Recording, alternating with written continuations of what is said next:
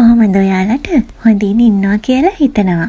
දානයක් තියෙන වෙලාවකට හැම නෙළුම් වල වෑංජනයක් කියලා කියන්නේ ඉතින් අනිවාර්යෙන්ම හදන දෙයක්නේ. මං අද ඔයාලට කියලා දෙන්න යන්නේ හයිය නැතුව මෙලෙකට කොහොමද නෙළුම් වල වෑංජනයක් හදාගන්නේ කියලා. ඉස්සර වෙලාම අපි නෙළුම් මල අපිට අවශ්‍ය ප්‍රමාණයට අරගෙන ඒක හොඳට සෝදලා පිරිසිදු කරගන්න ඕනේ. මොකද ඒවයේ මඩ තියෙනවනේ. ඊට පස්සේ අපි කරන්නේ මෙන්න මේ විදියට නෙළුම් මල වටේටම තියෙන පොත්ත සූරලා අයින් කරගන්න එක. මේ විදියට පොත්ත සූරලා අයින් කරගත්තට පස්සේ අපිට මේක හදාගන්න ලේසි. එහෙම නැත්නම් අපිට තව ක්‍රමයක් තියෙනවා මේ පොත්ත අයින් කරගන්න ක්‍රමයක්. ඒ කොහොමද දන්නවද? නෙළුම් මල ටික හොඳට සෝදලා පිරිසිදු කරලා ඒක ටිකක් ලොකු ප්‍රමාණයේ කෑලි වලට කපලා ලුණු ටිකකුයි කහ ටිකකුයි දාලා තම්බලා අරගන්න. එහෙම තම්බලා අරගෙන ඉවර වෙලා අපිට මේකේ තියෙන පොත්ත අතින් සුද්ධ කරලා අයින් කරගන්න පුළුවන්. ඉතින් ඊට වැඩිය ලේසි අපි මේක තම්බන්න කලින් මේ විදියට පොත්ත අයින් කරගන්න එක. එහෙම පොත්ත අයින් කරගෙන මේකේ දෙපැත්තේ කොන් දෙක කපලා අයින් කරගන්න. අයින් කරගෙන ඉවර වෙලා මේක ආයෙම හොඳට සෝද ගන්න. සෝදලා ඉවර වෙලා මේක ලොකු ප්‍රමාණයේ කෑලි වලට කපා ගන්න ඕනේ. මෙන්න මේ වගේ සාමාන්‍යයෙන් ලොකු ප්‍රමාණයේ කෑලි වලට අපි මේක කපා ගන්න ඕනේ. අපි මෙහෙම ලොකු ප්‍රමාණයේ කෑලි වලට කපා ගන්නේ මේක තම්බා ගන්න ඕනේ වෙන නිසා. ඊට පස්සේ මෙහෙම ලොකු කෑලි වලට කැපුවට පස්සේ මේක ඇතුලේ තවදුරටත් මඩ එහෙම රැඳිලා තියෙනවා නම් අපිට හොඳට පැහැදිලිව බලා ගන්න පුළුවන්. මෙන්න මේ විදියට කෑලි වලට ඔක්කොම ටික කපාගෙන දැන් අපි මේක තම්බ ගන්න ඕනේ. මම වාචනයකට වතුර ටිකක් එකතු කරලා ඒකට නෙළුම් මල කෑලි ටික දාලා මම ඒකට එකතු කරගන්නවා කහකුරු ටිකක්. ඊට පස්සේ ආයෙම ඒකට ලුණු කුඩු වලිනුත් තේ හැඳි භාගයක් එකතු කරලා මේකට මම එකතු කරනවා හාල් ටිකක්. හාල් ටිකක් එකතු කරගන්නේ හාල් එක්ක මේක තැම්බෙනකොට නෙළුම් මල ටික හොඳට මෙලෙකට එන නිසා. අන්න ඒක තමයි මගේ රහස. දැන් මේක හොඳට තැම්බෙන්න ලිප උඩින් තියලා අපි ඒකට ඕනේ ලුණු මිරිස් ටික සූදානම් කරගමු.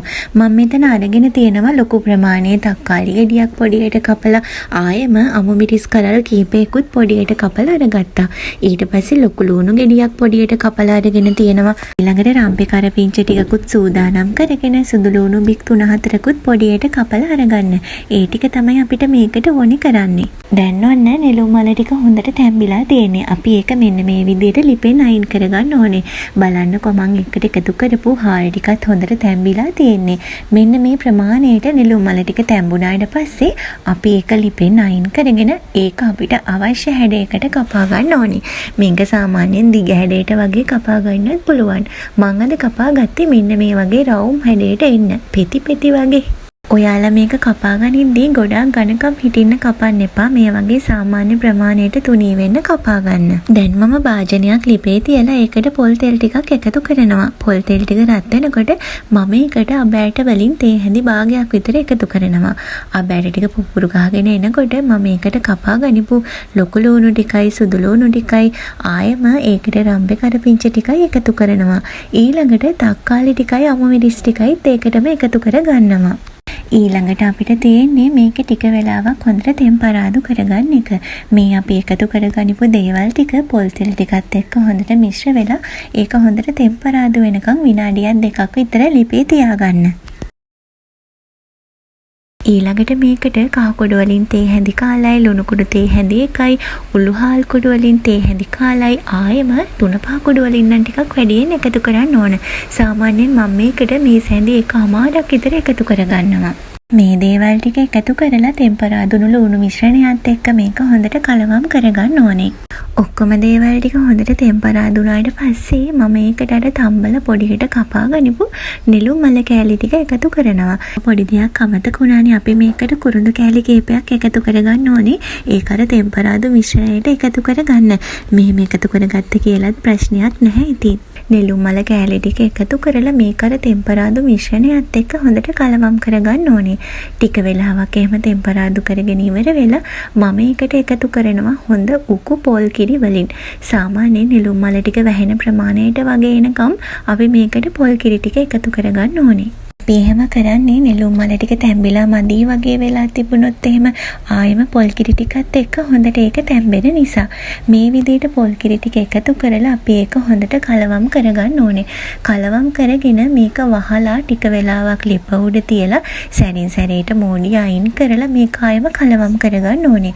අඩිය අල්ලන්නේ නැති වෙන්න අපිට අවශ්‍ය ප්‍රමාණයට මේකේ කිරි ටික හිඳෙනකම් ලිප උඩ තියාගන්නයි තියෙන්නේ. ගින්දර ගොඩාක් වැඩි කරගන්නත් එපා. සාමාන්‍ය ප්‍රමාණයට ගින්දර තියාගෙන අපිට මේ නෙළුම් මලයක උයා ගන්න තමයි තියෙන්නේ. දැන් මෙන්න මේ ප්‍රමාණයට ආවට පස්සේ මට මේකේ තියෙන උක්කු ගතිය ඇති. මම මේ වෙලාවේදී ලිප ඕෆ් කරලා ඒ වුණාට නෙළුම් මල වෑංජනය ලිපෙන් අයින් කරගන්නේ නැතුව ලිපේ රස්නේ උඩින්ම තව ටික වෙලාවක් ලිප උඩ තියලා තියෙනවා. දැන් ඉතින් ඔන්න විනාඩි 10කට විතර පස්සේ නෙළුම් මල එක හොඳ ගානට හැදිලා තියෙන්නේ. දැන් මේක රස බලන්න තමයි තියෙන්නේ. මම හිතන්නේ නෙළුම් මල කන්න අකමැති කෙනෙක් නැතුව ඇති. මේ විදියට හදලා බලන්නකෝ. මේක හරිම රසයි. සාමාන්‍යයෙන් ගෙවල් වල දානයක් එහෙම තියෙනකොට අනිවාර්යෙන්ම හදන වෑංජනයක්නේ. ඉතින් ඔයාලත් මේ රෙසිපි එකට හදලා බලලා කොහොමද ඒකට කැමතිද කියලා මට කමෙන්ට් කරගෙන යන්න. ඒ වගේම ආයෙම අලුත් දවසක වීඩියෝ එකක් අරගෙන මම ඉක්මනටම එනකම් ඔයාලා හැමෝටම සුබ දවසක් ප්‍රාර්ථනා කරනවා. ගිහින් එන්නම්.